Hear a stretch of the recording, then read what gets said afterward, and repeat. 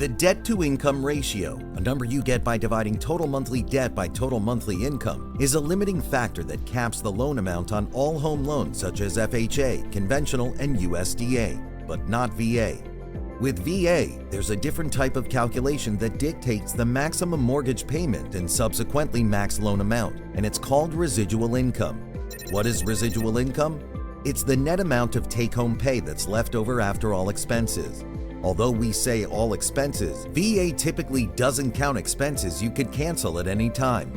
These include things like cable TV, gym memberships, Netflix subscriptions, cell phone service payments, and such. And for VA loans, the residual income test is a litmus test the veteran must pass. Not meeting the residual requirement is a dead stop for your VA loan application. This residual income requirement makes VA loans more about budgeting than debt-to-income ratios. VA is more concerned about making sure the military household has a cushion of minimum leftover money each month when taking on the VA mortgage payment. Some industry experts have reasoned that this is perhaps why VA loans have historically had the lowest default rates of all loan types. But this layer of analysis isn't present in other loans for the most part.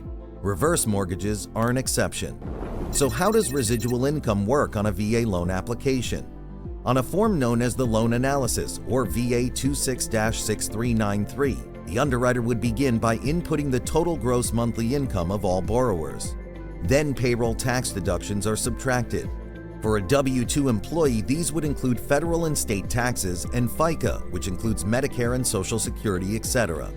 Although they will review pay stubs closely to determine these deductions, sometimes underwriters will turn to third-party applications such as the pay calculator on the PaycheckCity.com website to get accurate numbers based on the state, marital status, allowances, and wage types such as salary versus hourly wage, etc. Next, the underwriter will subtract from income all monthly consumer debt payments found on the credit report, such as auto loan payments, credit card debts, and payments on personal loans. If there are non-medical collections that are unpaid, the VA underwriter will multiply the cumulative amount by 5% and count that as a monthly payment expense, even when no payments are actually being made. A veteran with $2,000 in collections will have a $100 per month debt deducted in their residual income calculation. The proposed new VA loan mortgage payment the veteran is about to take on is also subtracted, including property taxes, homeowners insurance, and HOA dues if there will be any. After that deduction is made for the maintenance expense of the home, and this figure is arrived at by multiplying the square footage of the home the veteran is purchasing by 0.14. So for a 2,500 square foot home, the maintenance expense is calculated at $350 per month.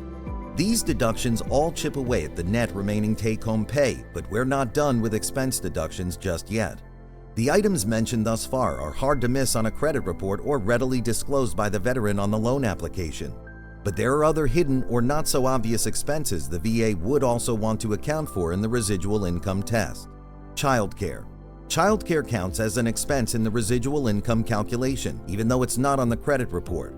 If veterans disclose minor children under 12 years old on their loan application, the VA underwriter will inquire about childcare arrangements. Some veterans rely on family members for childcare, so they might have no childcare expenses. However, many veteran families do pay for childcare, and they need to provide documentation for these expenses, so the correct amounts can be included in the VA 26-6393 form. Another item that wouldn't show up on a credit report, but if present would need to be included in residual income calculations, is a monthly installment payment for IRS or state income back taxes from prior year's tax dues. Some veterans forget to mention these, and many lenders forget to ask. Are we done yet with expenses? Almost. VA also wants included in the residual calculation any job-related expenses and significant commuting costs, as well as any other direct or incidental costs associated with the borrower's or spouse's employment. Let's discuss commuting costs. If commuting isn't typical for the area, the underwriter should make a note of it and consider including an extra cost factor in the residual income figures to cover commuting expenses. It's the underwriter's job to decide if a commuting expense needs to be added. However, in cases where there is a significant commuting expense, but the underwriter chose not to apply it in the residual income calculation, the VA could question why when the loan goes up for guarantee at the Department of VA after closing. So, we've discussed some not-so-obvious expenses that may need to be added to the residual income figures. What happens to a VA loan file if the residual income requirement is not met? If the VA loan application doesn't meet the residual income requirement when processed by the automated underwriting system, it will be deemed approval-worthy but ineligible. This implies that while the credit profile is acceptable, the loan amount is unacceptable because at the corresponding monthly mortgage payment the veteran does not pass the residual income test. The idea of residual income can be puzzling for veterans. You'd think that if your debt-to-income ratio is okay, you should also pass the residual income test. But sometimes, even if your debt-to-income ratio looks good, like 40%, the VA loan may hit a dead end because your residual income isn't enough. On the other hand, there are times when the debt-to-income ratio is high, maybe around 60% or even 70%, but the VA loan still gets approved because the veteran has plenty of residual income. How can there be such a discrepancy between the debt-to-income ratio and residual income? One particular reason for this is because when you have income that is non-taxable, like VA disability compensation for veterans or basic housing allowance and basic allowance for subsistence for active duty service members, you can increase the face amount to 125% when figuring out debt-to-income ratios. This is known as grossing up income. Yet this grossing up cannot be applied in the calculation of residual income. In that case, you only use the original or face amount. For example, $1,000 a month in VA disability compensation could be counted as $1,250 in debt-to-income ratio figures, but only as $1,000 in residual income figures. A second common reason that debt-to-income ratios and residual income figures don't always meet eye to eye is the fact that when the debt-to-income ratio exceeds 41%, then a higher residual income requirement is imposed, setting a higher bar for passing the residual income test. For VA loans where debt-to-income ratio is over 41%, the VA rules tell the underwriter to take the published residual income requirement and increase the requirement to 120% of the standard amount needed. So how does the VA determine what the required residual income amount is in any given scenario? The VA has published the residual income requirement figures based on 4 factors. Factor 1, the loan amount. A slightly more lenient requirement is applied for loans below $80,000, but naturally with home prices having risen all over the United States, you'd almost always have to meet the requirement published for loan sizes of $80,000 or above. Factor 2, household head count. This tallies every single person that will be living in the home, including children. So the residual income needed depends partly on the number of people in the household. If a veteran's home includes elderly parents or a girlfriend or boyfriend with 3 children, for instance, the increase in the household size raises the minimal residual income needed. Keeping the household count low becomes important for meeting residual income requirements. No, we are not suggesting that veterans should misrepresent the true number of occupants from the lender, but there are legitimate methods within VA guidelines to possibly exclude individuals from the household count, as we'll explain later. Factor 3. The region where the home is located plays a significant role, as the VA divides the country into 4 regions for residual income calculations: Northeast, Midwest, South, and West. The required residual income amounts differ depending on the region. For instance, if the home is in Alabama, located in the South region, and the household consists of the veteran, their spouse, and 1 child, then the minimum residual income required for a 3-person household would be $889 per month. Factor 4. Whether the calculated debt-to-income ratio is over 41% or not.